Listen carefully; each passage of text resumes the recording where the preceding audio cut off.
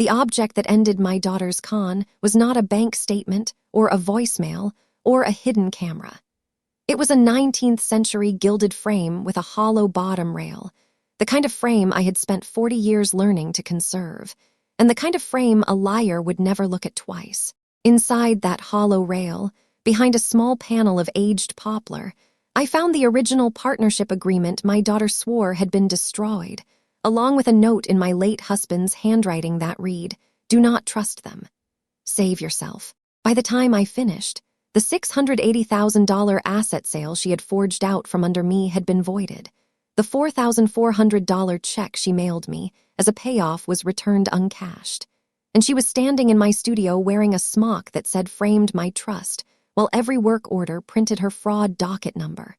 For 28 years, I taught art in a public high school in a town where the budget for supplies was so small I learned to make charcoal from willow branches and gesso from rabbit skin glue I bought at the hardware store. I retired at 60, not because I was tired of teaching, but because my hands wanted one more chance to build something real.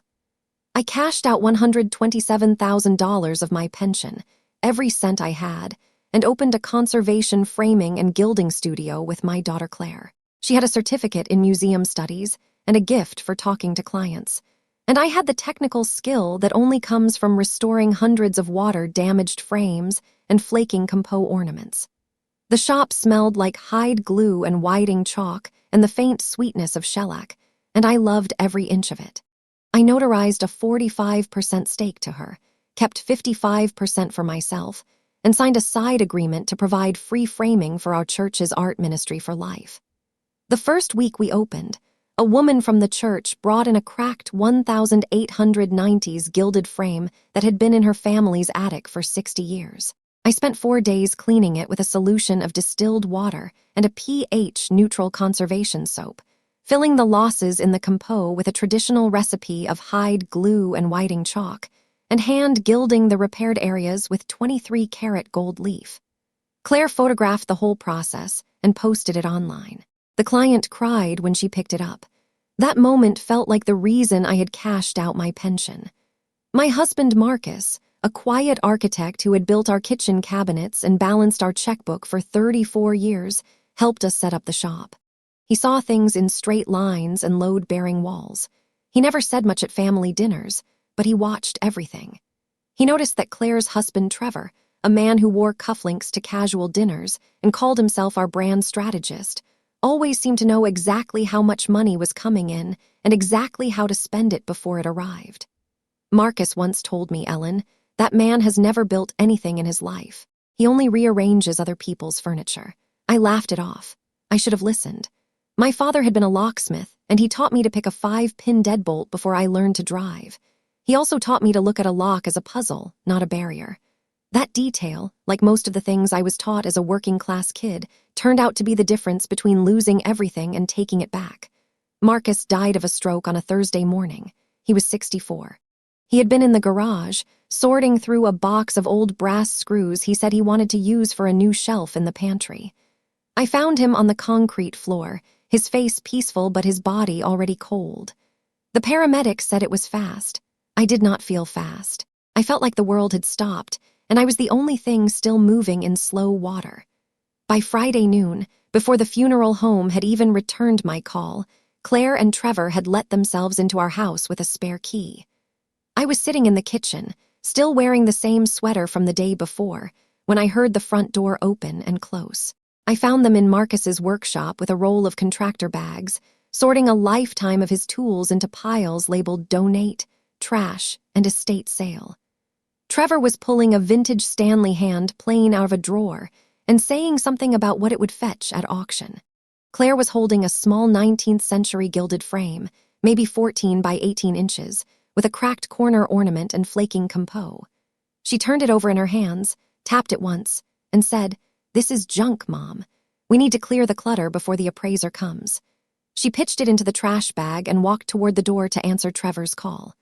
I waited until I heard her voice go muffled in the hallway, then I pulled that frame out of the bag. The bag smelled like sawdust and old motor oil, and my fingers were trembling, but not from grief.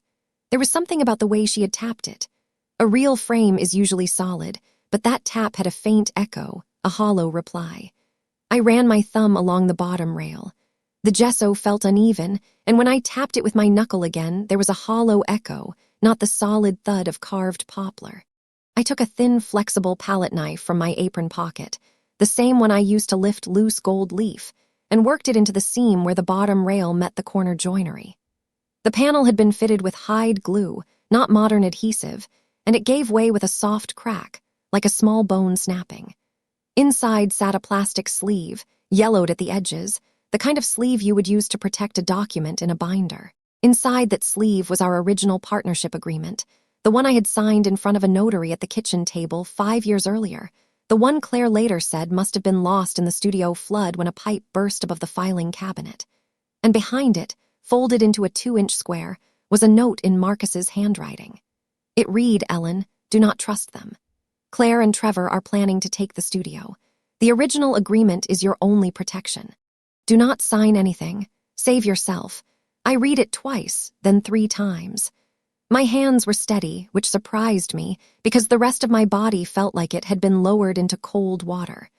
I opened the agreement and found clause 14.3, the one Claire had always told me was in the lost version. It said any sale, transfer, or dissolution of the studio required the wet ink signature of both partners in the same room with a notary, witnessed by someone who had known us for at least 5 years. It also said any attempted transfer without that signature was void from the beginning. Clause 14.5 required that any document purporting to dissolve the partnership be filed with the county clerk before it could be effective, and Clause 14.7 said that if either partner was convicted of fraud, forgery, or breach of fiduciary duty, their stake could be bought out for $1 at the innocent partner's election. I read that clause 4 times. My husband had been a better legal draftsman than I ever gave him credit for. I folded the agreement, tucked the note into my bra, and pushed the panel back into place on the frame. The frame went into the trash bag exactly where Claire had thrown it. I waited until she left for the evening, then I pulled it out again and locked it in the trunk of my car under a box of old drop cloths. I did not cry. I started planning.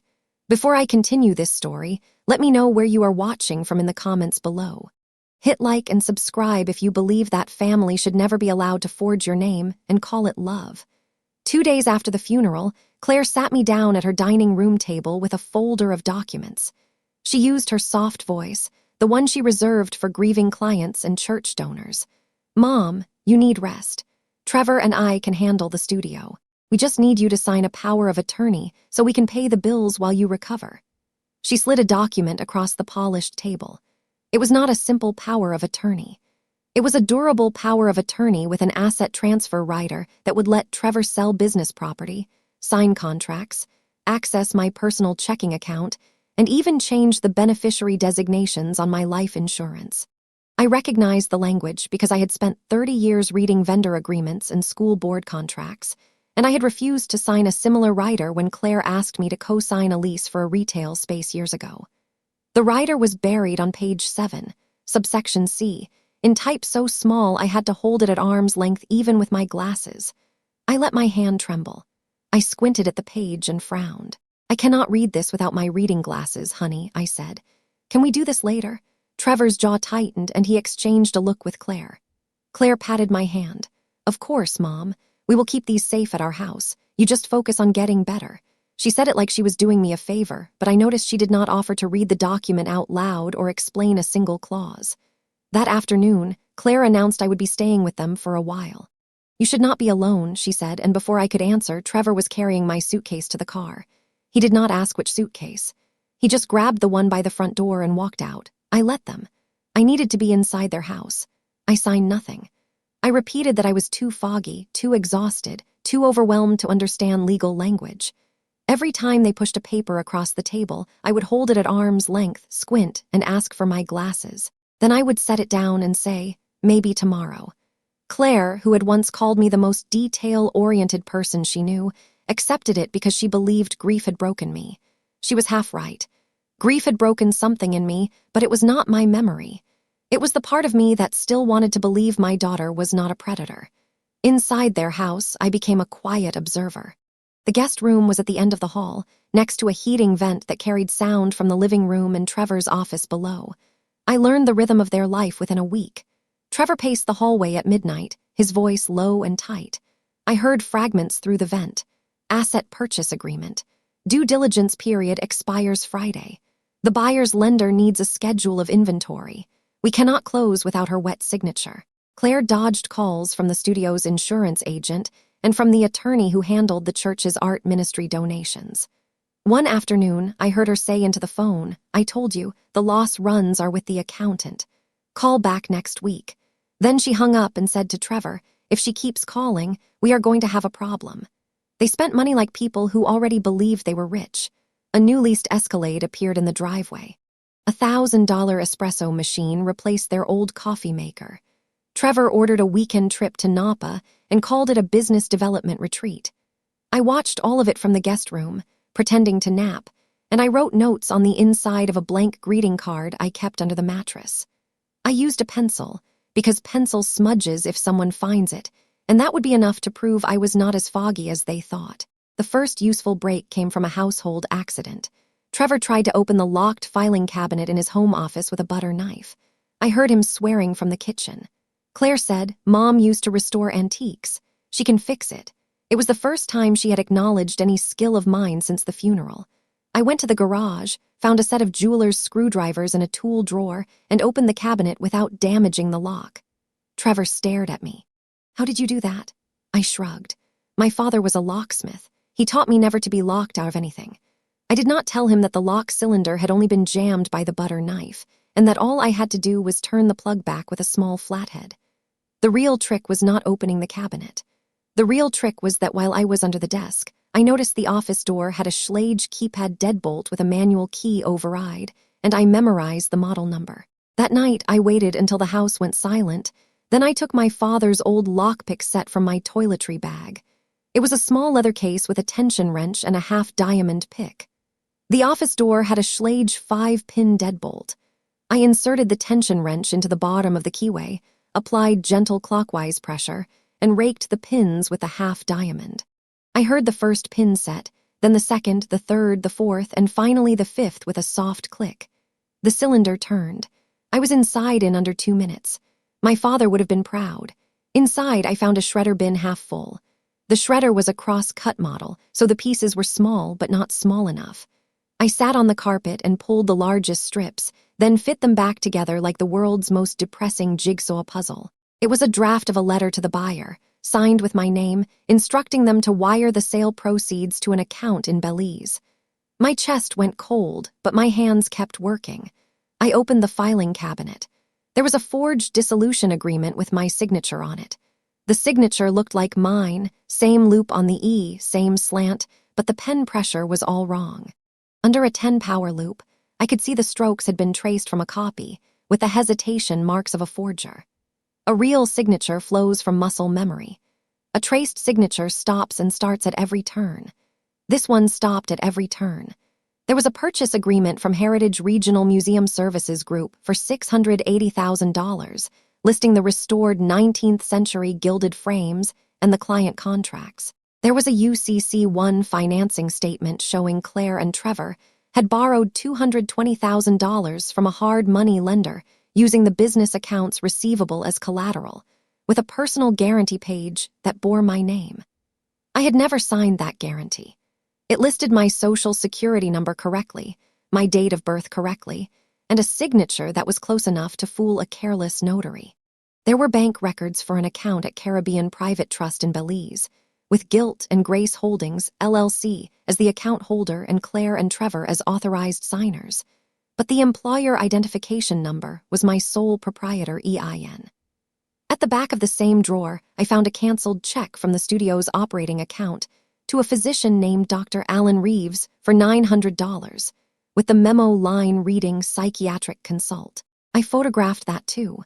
It told me they had already lined up an opinion that I was not competent to manage my own affairs, and I would need to be ready for it. They were setting me up as the legal scapegoat for the debt and the tax liability, while they planned to take the sale proceeds and disappear. I understood every document because I had spent decades as a public school teacher and a small business owner. I knew what a UCC-1 financing statement was because I had signed one when we bought the studio's compressors and spray booth. I knew what a personal guarantee meant because I had refused to sign one for Claire's student loans and Trevor had sulked for a week. I knew the tax implications of a Belize account because I had done my own Schedule C for the studio every year. And I knew that a foreign account with my EIN, but not my name on the signature card, meant I would owe taxes on money I never touched. I photographed every page with my phone, replaced them exactly where I found them, and locked the office door behind me. I did not sleep that night. I lay in the guest bed and listened to the sound of my daughter breathing in the next room, and I let the last warm feeling I had for her drain out of me. I thought about the way Claire used to sit at the kitchen table and watch me mix rabbit skin glue when she was a little girl. She used to ask if the glue smelled like her pet rabbit, and I would laugh and tell her it was made from the same ingredient, but it was not the same rabbit. That memory used to make me soft. That night, it just made me tired. On the back of Marcus's note was a phone number and the name Nadine Aucaffer. It said, "She will believe you." I called from a prepaid phone I bought at a gas station on the corner, paying in cash and leaving the receipt in the trash. Nadine was a compliance officer at First Regional Trust, the bank underwriting the buyer's acquisition loan. She answered on the second ring. I said, "My husband Marcus told me to call you. I have proof that my daughter forged my signature on a dissolution agreement and is trying to sell my business." There was a long pause. Then she said, "Mrs. Donnelly, your husband filed a UCC-1 financing statement 6 weeks before he died. It listed him as the secured party on every piece of inventory and equipment in your studio. Upon his death, that security interest transferred to you automatically. The sale cannot close without your notarized release. Claire and Trevor do not know that. They think they can force you to sign at closing. We need to let them try." I sat on the edge of the guest bed and listened to Nadine explain the mechanics of what Marcus had built. He had not told me because he knew I would not have believed him. I would have defended Claire, made excuses, said he was being paranoid. So he built a dead man's switch into the business. The UCC-1 filing was the lock. I was the key. Without my physical presence, my notarized signature, and my willing consent, the sale could not close. Nadine confirmed the scale of the fraud and asked me to keep gathering evidence. She said the bank's fraud investigation unit and the local district attorney would need the original partnership agreement, the forged dissolution, and the bank records from Belize. She said, "Do not confront them. Let them dig their own grave." I agreed. I had already stopped thinking of myself as Claire's mother. I was a conservator now, and I was treating this family like a flaking painting. Every layer had to be documented, stabilized, and removed in the right order. I uploaded the photos to a secure portal that Nadine gave me, the same kind of portal her bank used for whistleblower submissions. She gave me a case number and told me to keep my phone charged and my evidence bag ready. I did. I also started wearing a small digital voice recorder in my cardigan pocket, the kind with a 14-hour battery and a one-touch record button. I set it to record every time Trevor or Claire spoke to me outside my room. I wanted not just documents, but their own words. I wanted the sound of them lying on record. 2 days before the scheduled closing, I staged a medical scare. I wanted to know if there was anything left in that house worth saving. I stood up from the kitchen table, clutched my chest, and let my knees buckle. I made sure I fell in the doorway to the hall, directly in their path. I made my breathing shallow and ragged. I said, "Claire, my chest." Claire looked at me on the floor. Her eyes went to my bag, which had fallen off my shoulder. She stepped over my legs, grabbed the bag, and unzipped it. Trevor said, "Is she faking?" Claire said, "I do not care. The closing is in 4 hours. I need the original signature page." She did not call 911. She did not check my pulse. She stepped over me like I was a rug. I lay there with my eyes closed and felt the hem of her trousers brush my shoulder. I realized I was not a mother to her. I was an obstacle. That was the point of no return. I waited until they left the room, then I got up, brushed myself off, and went to pack my evidence. My heart was not racing. My hands did not shake. I felt calm, the kind of calm that comes when you finally stop hoping. The closing was at the title office downtown. Claire and Trevor told me it was a family meeting to finalize Marcus's estate. I wore a navy blazer and carried my late husband's leather satchel, the one with the cracked strap he had refused to replace for 20 years because he said it was still holding. Inside the conference room, there was a long table, a notary public, 2 representatives from the buyer, and Nadine Aucaffer, who did not look at me. Claire slid a stack of documents across the table. "Mom, we just need you to sign a few papers to release the business assets. It is easier if you do not ask questions." Her voice was sweet. Trevor stood by the door like he was guarding it. I looked at the papers. They included a release of security interest for the UCC1 filing, a consent to sale, and a lost document indemnity. I picked up the pen. Claire smiled for the first time in months. Then I set the pen down and reached into my blazer pocket. I took out the $4,400 check Claire had mailed me a week earlier, the one with Matt written in the memo line. I placed it on the table. "This is what you think 40 years of my skill is worth," I said. "A Matt. I am returning it uncashed." Claire's smile disappeared. "Mom, stop being dramatic.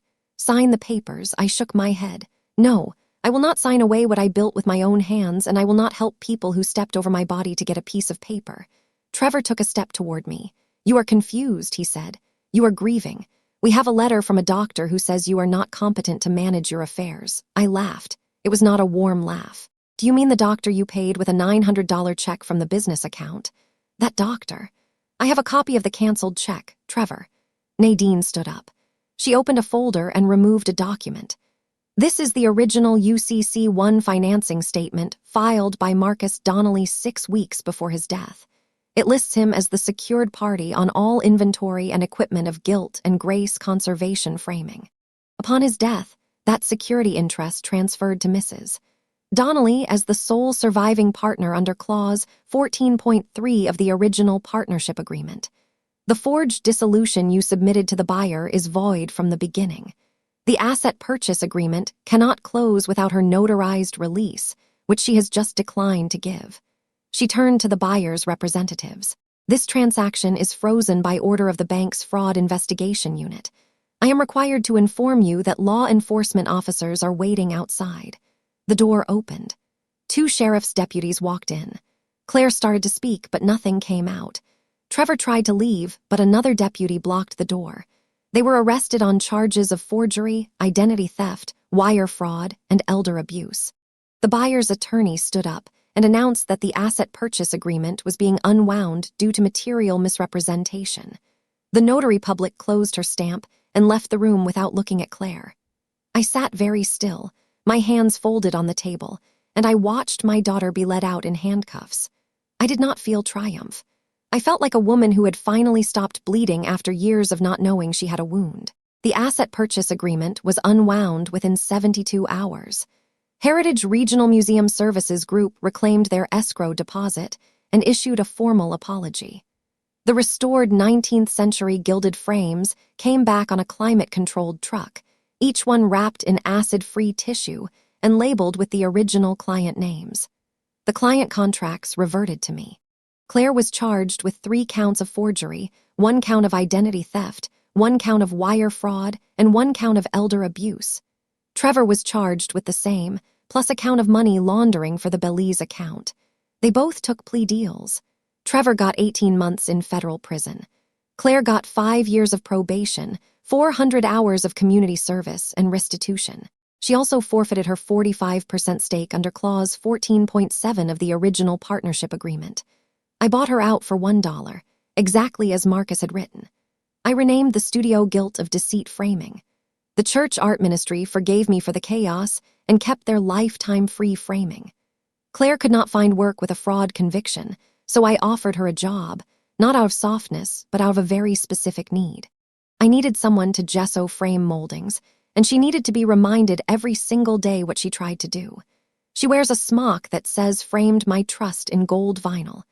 Every work order we print includes her fraud docket number in the footer, because transparency is the only thing that keeps a restoration studio credible. Some people have asked me why I do not send her away. The answer is simple. She is paying a debt, and I am not the one who set the terms. Marcus did not live to see the end, but he had built the exit ramp. He saw Claire's greed before I did, and he hid the original agreement in the one place a conservator would find it but a liar would not. Inside the hollow bottom rail of a gilded frame. He knew I would tap the rail. He knew I would pull it apart. He trusted my hands more than his daughter's words.